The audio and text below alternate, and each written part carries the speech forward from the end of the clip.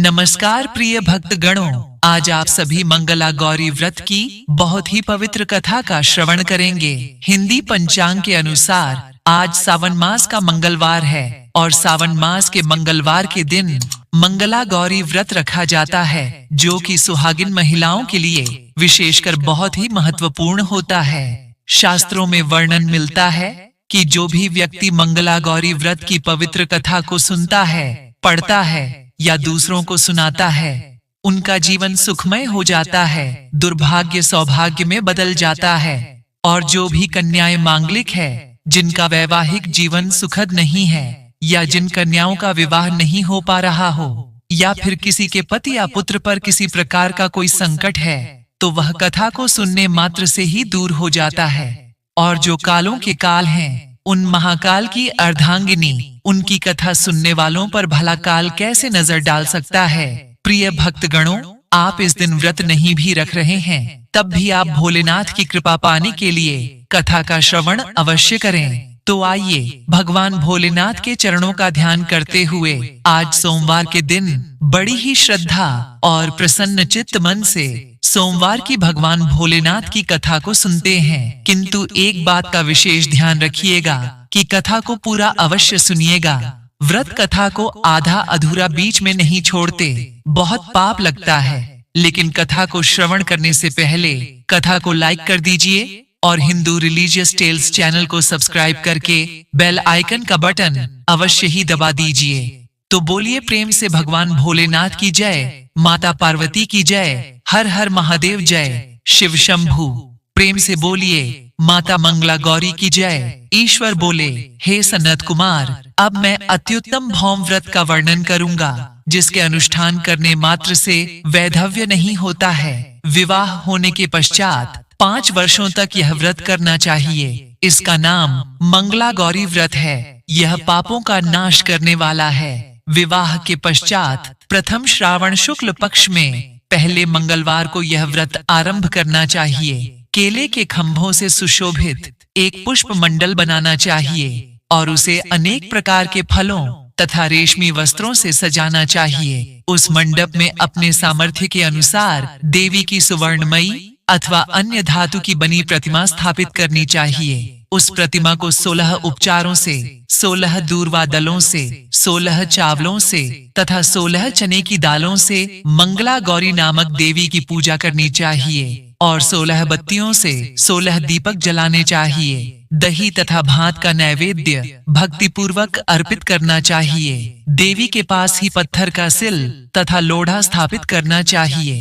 5 वर्ष तक इस प्रकार से करने के पश्चात उद्यापन करना चाहिए। माता को वायन प्रदान करना चाहिए, जिसकी विधि आप सुनिए। अपने सामर्थ्य अनुसार 1 पल प्रमाण सुवर्ण की अथवा उसके आधे प्रमाण की अथवा उसके भी आधे प्रमाण की मंगला गौरी की प्रतिमा निर्मित करानी चाहिए। अपनी शक्ति के अनुसार स्वर्ण आदि के बने तंडुल पूरित पात्र पर वस्त्र तथा रमणीय कंचू की ओढ़नी रखकर उन दोनों के ऊपर देवी की प्रतिमा स्थापित करनी चाहिए। पास में चांदी से निर्मित सिल तथा लोढ़ा रखकर माता को वायन प्रदान करना चाहिए। इसके बाद 16 सुवासिनियों को प्रयत्न पूर्वक भोजन कराना चाहिए। हे विप्र, इस विधि से व्रत करने पर 7 जन्मों तक सौभाग्य बना रहता है और पुत्र आदि के साथ संपदा विद्यमान रहती है। सनत कुमार बोले, सर्वप्रथम इस व्रत को किसने किया था और किसको इसका फल प्राप्त हुआ? हे शंभो, जिस तरह से मुझे इसके प्रति निष्ठा हो जाए, कृपा करके वैसे ही बताइए। ईश्वर बोले, हे सनत कुमार, पूर्व काल में कुरुदेश में श्रुतकीर्ति नामक एक विद्वान, कीर्तिशाली, शत्रुओं का नाश करने वाला, 64 कलाओं का झाता तथा धनुर्विद्या में कुशल राजा हुआ था। पुत्र के अतिरिक्त अन्य सभी शुभ चीजें उस राजा के पास थीं। अतः वह राजा संतान के विषय में अत्यंत चिंतित हुआ और जब ध्यान पूर्वक देवी की आराधना करने लगा, तब उसकी कठोर तपस्या से देवी प्रसन्न हो गई और उससे यह वचन बोली, हे सुव्रत, वर मांगो। श्रुतकीर्ति बोला, हे देवी, यदि आप मुझ पर प्रसन्न हैं तो मुझे सुंदर पुत्र दीजिए। हे देवी, आपकी कृपा से अन्य किसी भी वस्तु का अभाव नहीं है। उसका यह वचन सुनकर पवित्र मुस्कान वाली देवी ने कहा, हे राजन, तुमने अत्यंत दुर्लभ वर मांगा है, फिर भी कृपावश मैं तुम्हें अवश्य दूंगी। किंतु हे राजेंद्र, सुनिए, यदि परम गुणी पुत्र चाहते हो तो वह केवल 16 वर्ष तक जीवित रहेगा, और यदि रूप तथा विद्या से विहीन पुत्र चाहते हो तो दीर्घजीवी होगा।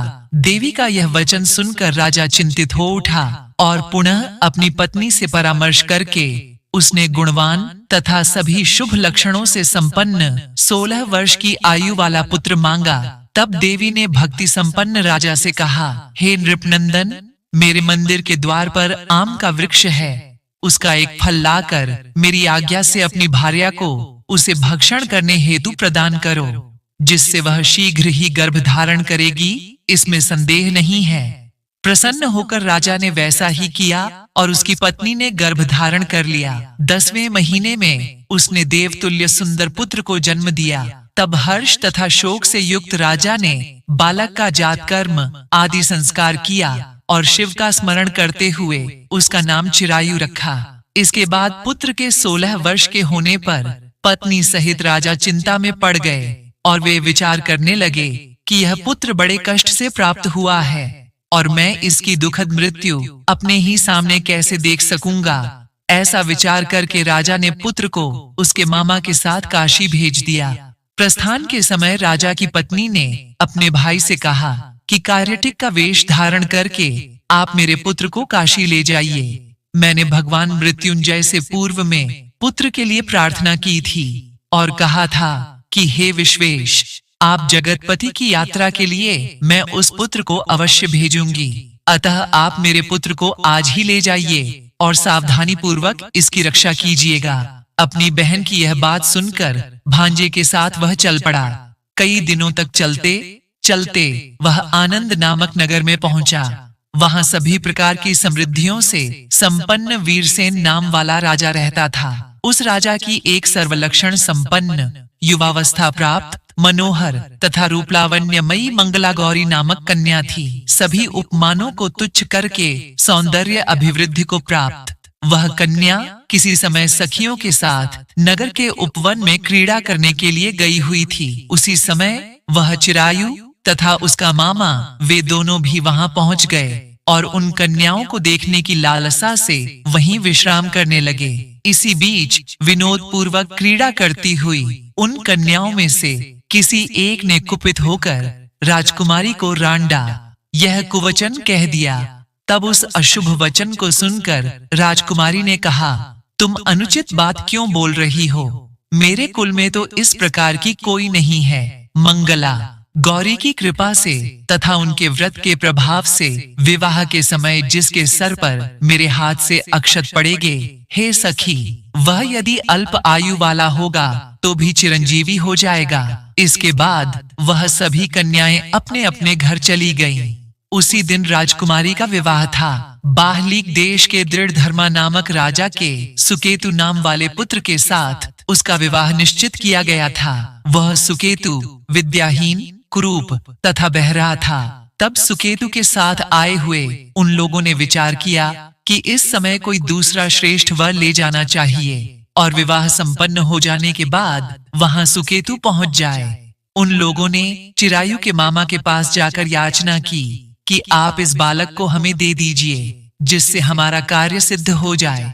इस पृथ्वी पर परोपकार के समान दूसरा कोई धर्म नहीं है। उनकी बात सुनकर चिरायु का मामा मन ही मन बहुत प्रसन्न हुआ, क्योंकि इसने उपवन में पहले ही कन्या मंगला गौरी की बात सुन ली थी। फिर भी उसने एक बार कहा कि आप लोग इसे किस लिए मांग रहे हैं? कार्य की सिद्धि हेतु वस्त्र, अलंकार आदि मांगे जाते हैं, वर तो कहीं भी नहीं मांगा जाता। तथापि आप लोगों का सम्मान रखने के लिए मैं इसे दे रहा हूँ। इसके बाद चिरायु को वहां ले जाकर उन लोगों ने विवाह संपन्न कराया। सप्तपदी आदि के हो जाने पर रात्रि में शिव पार्वती की प्रतिमा के समक्ष उस चिरायु ने हर्षयुक्त होकर मंगला गौरी के साथ शयन किया। उसी दिन चिरायु के 16 वर्ष पूर्ण हो चुके थे और अर्धरात्रि में साक्षात काल सर्परूप में वहां आ गया। इसी बीच संयोगवश राजकुमारी जाग गई। उसने उस महासर्प को वहां देखा और वह भय से व्याकुल होकर कांपने लगी। तभी उस कन्या ने धैर्य धारण 16 उपचारों से सर्प की पूजा की और पीने के लिए उसे दूध दिया।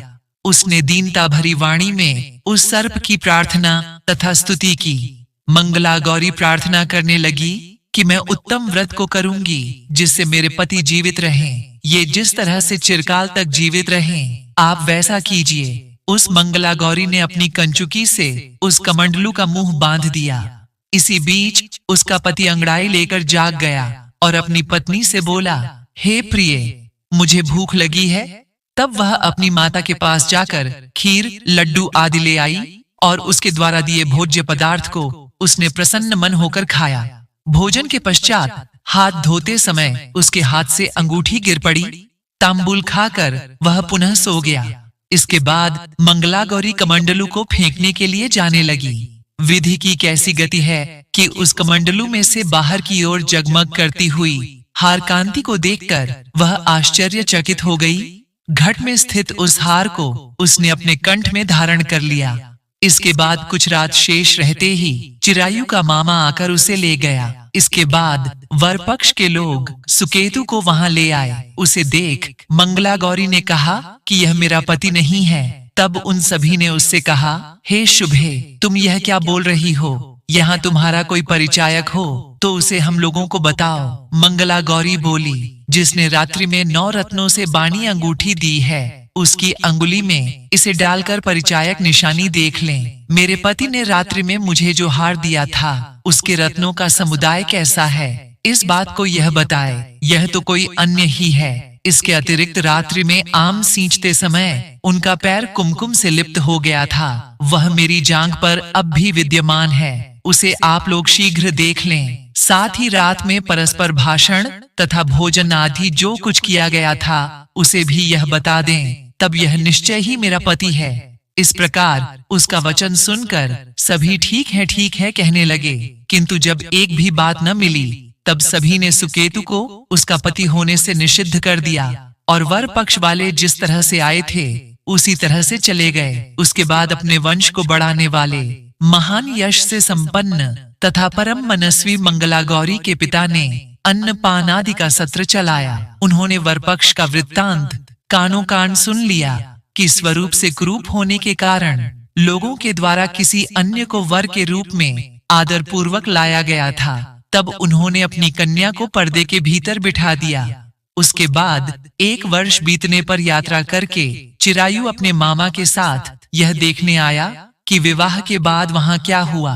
तब उसे गवाक्ष के भीतर से देखकर वह मंगला गौरी अत्यंत प्रसन्न हुई और माता पिता से बोली कि मेरे पति आ गए हैं। राजा ने अपने सुहृदजनों को बुलाकर पूर्व में कहे गए सभी परिचायकों को निशानी को देखकर मंद मुस्कान वाली अपनी कन्या चिरायु को सौंप दी। राजा ने शिष्टजनों को साथ लेकर विवाह का उत्सव कराया। इसके बाद राजा वीरसेन ने वस्त्र, आभूषण आदि, सेना, घोड़े, रथ और अन्य भी बहुत सी सामग्रियां देकर उन्हें विदा किया। उसके बाद कुल को आनंदित करने वाला वह चिरायु पत्नी तथा मामा को साथ लेकर सेना के साथ अपने नगर पहुंचा। लोगों के मुख से उसे आया हुआ सुनकर उसके माता पिता को विश्वास नहीं हुआ। उन्होंने सोचा कि प्रारब्ध अन्यथा कैसे हो सकता है। इतने में वह अपने माता पिता के पास आ गया और स्नेह से परिपूर्ण वह चिरायु भक्ति पूर्वक उनके चरणों में गिर पड़ा।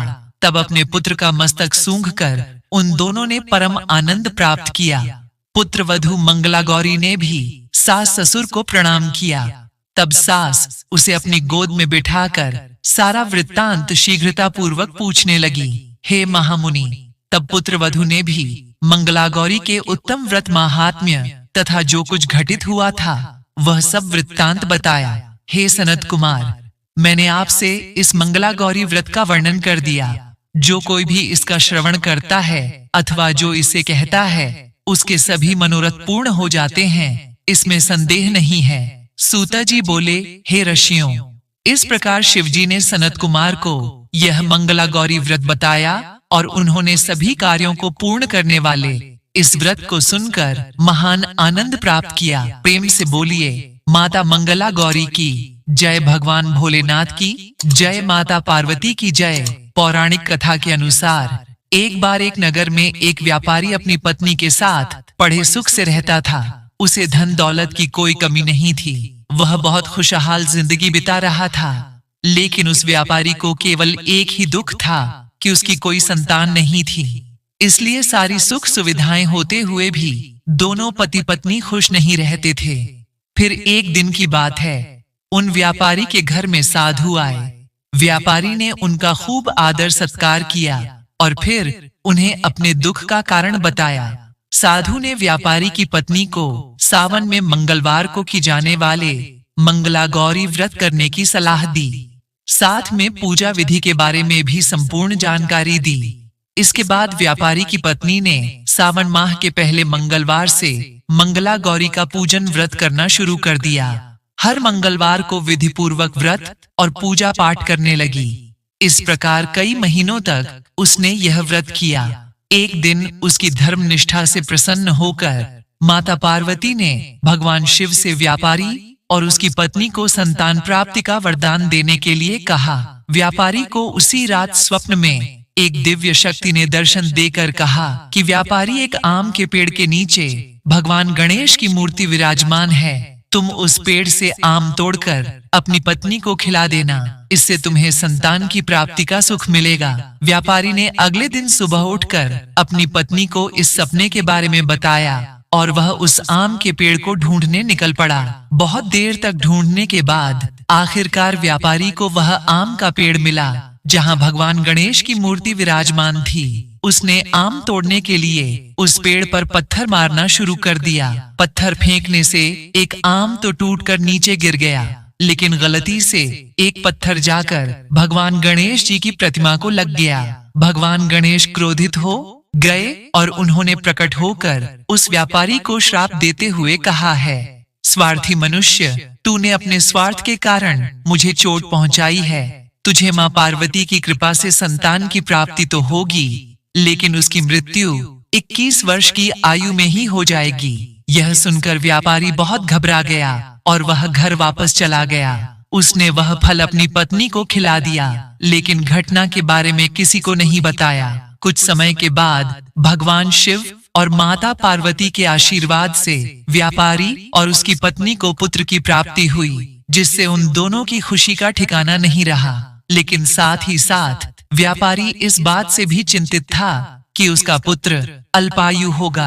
देखते ही देखते वह बालक 20 वर्ष का हो गया और अब व्यापार में अपने पिता का हाथ पटाने लगा। एक दिन घर लौटते समय में व्यापारी पेड़ की छांव में तालाब के किनारे बैठकर अपने पुत्र के साथ भोजन करने लगा।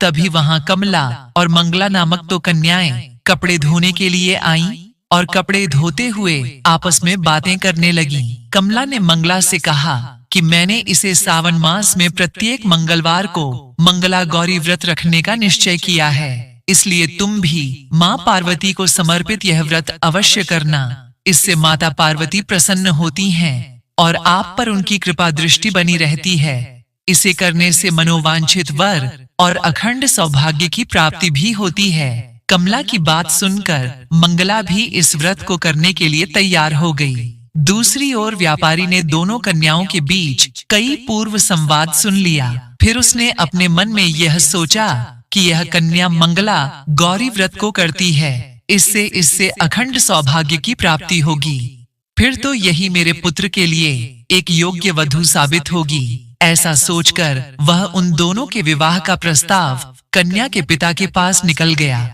व्यापारी की गांव में प्रतिष्ठा और मान होने के कारण कमला के पिता अपनी पुत्री का विवाह व्यापारी के पुत्र से करवा देते हैं। विवाह के बाद भी कमला विधि पूर्वक मंगला गौरी का व्रत रखना जारी रखती है। उसके इस भक्ति भाव से प्रसन्न होकर माता पार्वती एक दिन उसे स्वप्न में दर्शन देती हैं और कहती हैं कि मैं तुम्हारी भक्ति से अत्यंत प्रसन्न हूँ, इसलिए तुम्हें अखंड सौभाग्य का वरदान देती हूँ। लेकिन तुम्हारा पति अल्पायु है, इसलिए अगले महीने मंगलवार के दिन एक सांप तुम्हारे पति के प्राण लेने आएगा। उसके लिए एक प्याले में मीठा दूध रख देना, उसके पास एक खाली मटका भी रख देना। आप दूध पीकर उस मटके में चला जाएगा और फिर तुम उस मटके को ऊपर से कपड़े से ढक देना। अगले मंगलवार को कमला ने माता पार्वती की बात मानकर एक प्याले में मीठा दूध रख दिया। पास में एक मटकी भी रख दिया। सांप ने आकर दूध पिया और मटकी में जाकर बैठ गया। कमला ने तुरंत ही उस मटकी पर कपड़ा बांधा और उसे जंगल में छोड़ आई। माता पार्वती की कृपा से कमला के पति के प्राण बच गए। इस प्रकार मंगला गौरी व्रत के पुण्य फल से व्यापारी का पुत्र श्राप मुक्त हो गया। जब कमला नगर में सबको इस चमत्कार के बारे में बताया तो सभी आश्चर्यचकित रह गए। इसके बाद व्यापारी और उसकी पत्नी ने अपने पुत्र और पुत्र वधू को आशीर्वाद दिया और पूरा परिवार सुखपूर्वक जीवन बिताने लगा। कथा समाप्त। प्रेम से बोलिए मंगला गौरी मैया की जय, माता पार्वती की जय जय। अब सुनते हैं गणेश जी की कथा। यह कथा सुनाना अत्यंत महत्वपूर्ण है। एक बार गणेश जी ने पृथ्वी के मनुष्यों परीक्षा लेने का विचार किया। वे अपना रूप बदलकर पृथ्वी पर भ्रमण करने लगे। उन्होंने एक बालक का रूप बना लिया। एक हाथ में एक चम्मच में दूध ले लिया और दूसरे हाथ में एक चुटकी चावल ले लिए और गली गली घूमने लगे। साथ ही साथ आवाज लगाते चल रहे थे, कोई मेरे लिए खीर बना दे, कोई मेरे लिए खीर बना दे। कोई भी उन पर ध्यान नहीं दे रहा था, बल्कि लोग उन पर हंस रहे थे। वे लगातार एक गांव के बाद दूसरे गांव इसी तरह चक्कर लगाते हुए पुकारते रहे, पर कोई खीर बनाने के लिए तैयार नहीं था। सुबह से शाम हो गई। गणेश जी लगातार घूमते रहे। एक बुढ़िया थी, शाम के वक्त अपनी झोपड़ी के बाहर बैठी हुई थी। तभी गणेश जी वहां से पुकारते हुए निकले कि कोई मेरी खीर बना दे, कोई मेरी खीर बना दे। बुढ़िया बहुत कोमल हृदय वाली स्त्री थी। उसने कहा, बेटा मैं तेरी खीर बना देती हूँ। गणेश जी ने कहा, माई अपने घर में से दूध और चावल लेने के लिए बर्तन ले आओ। बुढ़िया एक कटोरी लेकर जब झोपड़ी बाहर आई तो गणेश जी ने कहा, अपने घर का सबसे बड़ा बर्तन लेकर आओ। बुढ़िया को थोड़ी झुंझलाहट हुई, पर उसने कहा, चलो बच्चे का मन रख लेती हूँ। और अंदर जाकर वह अपने घर सबसे बड़ा पतीला लेकर बाहर आई। गणेश जी ने चम्मच में से दूध पतीले में उड़ेलना शुरू किया। तब बुढ़िया के आश्चर्य की सीमा न रही जब उसने देखा दूध से पूरा पतीला भर गया है। एक के बाद एक वह बर्तन झोपड़ी बाहर लाती गई और उसमें गणेश जी दूध भरते चले गए। इस तरह से घर के सारे बर्तन दूध से लबालब भर गए। गणेश भगवान ने बुढ़िया से कहा, मैं स्नान करके आता हूँ, तब तक तुम खीर बना लो, मैं वापस आकर खाऊंगा। बुढ़िया ने पूछा, मैं इतनी सारी खीर का क्या करूंगी? इस पर गणपति जी बोले, सारे गांव को दावत दे दो। बुढ़िया ने बड़े प्यार से मन लगाकर खीर बनाई। खीर की भीनी भीनी मीठी मीठी खुशबू चारों दिशाओं में फैल गई। खीर बनाने के बाद वह हर घर में जाकर खीर खाने का न्योता देने लगी। लोग उस पर हंस रहे थे। बुढ़िया के घर में खाने को दाना नहीं और यह सारे गांव को खीर खाने की दावत दे रही है। लोगों को कुतूहल हुआ और खीर की खुशबू से लोग खींचे चले आए। लो, सारा गांव बुढ़िया के घर में इकट्ठा हो गया। जब बुढ़िया की बहू को दावत की बात मालूम हुई तब वह सबसे पहले वहां पहुंच गई। उसने खीर से भरे पतीलों को जब देखा तो उसके मुंह में पानी आ गया। उसे बड़ी जोर से भूख लगी हुई थी। उसने एक कटोरी में खीर निकाली और दरवाजे के पीछे बैठकर खाने की तैयारी करने लगी। इसी बीच एक छींटा गिर गया और गणपति जी को भोग लग गया और वो प्रसन्न हो गए। अब पूरे गांव को खाने की दावत देकर बुढ़िया वापस अपने घर आई तो उसने देखा बालक वापस आ गया था। बुढ़िया ने कहा, बेटा खीर तैयार है, भोग लगा लो। गणपति जी बोले, माँ भोग तो लग चुका है, मेरा पेट पूरी तरह से भर गया है, मैं तृप्त हूँ, अब तू खा, अपने परिवार और गांव वालों को खिला।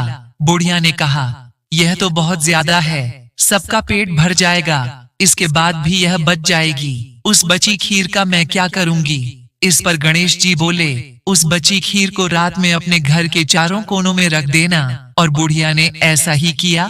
जब सारा गांव जी भर कर खा चुका तब भी ढेर सारी खीर बच गई। उसने उसके पात्रों को अपने घर के चारों तरफ रख दिया। सुबह उठकर उसने क्या देखा? पतीलों में खीर के स्थान पर हीरे, जवाहरात और मोती भर गए हैं। वह बहुत खुश हूँ, उसकी सारी दरिद्रता दूर हो गई और वह आराम से रहने लगी। उसने गणपति जी का एक भव्य मंदिर बनवाया और साथ में एक बड़ा सा तालाब भी खुदवाया। इस तरह उसका नाम दूर दूर तक प्रसिद्ध हो गया।